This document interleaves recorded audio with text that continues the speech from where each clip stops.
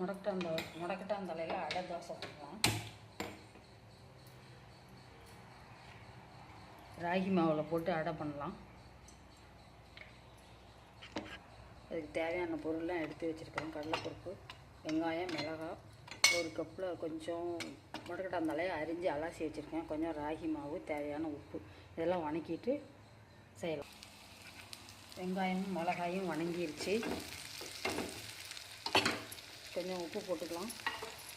அது கூடயே இந்த தலையும் போட்டு ஒரு வணக்கம் வணக்கிக்கலாம்.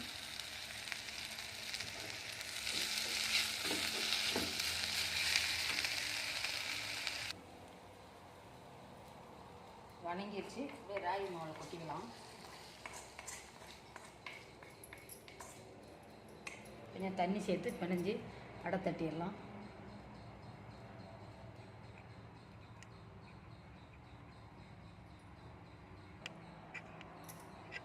கல் காஞ்சிருச்சு. அடை தட்டிடலாம்.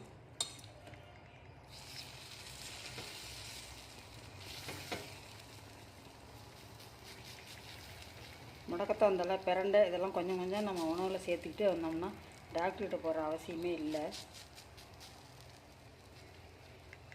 டாக்டரை நம்புகிறோம். இயற்கையாக விளையிற தலை கொலைகள்லாம் நம்ம நம்புறதில்லை. வேகட்டும். வெந்துருச்சு, எடுத்துக்கலாம். அடுத்தது போடலாம். இதுக்கு அதெல்லாம் சுட்டு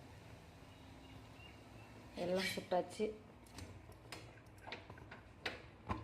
சாப்பிடலாம் வாங்க. இயற்கையோடு அது மாதிரி எல்லாம் செஞ்சு சாப்பிட்டா உடம்புக்கு நல்லாயிருக்கும்.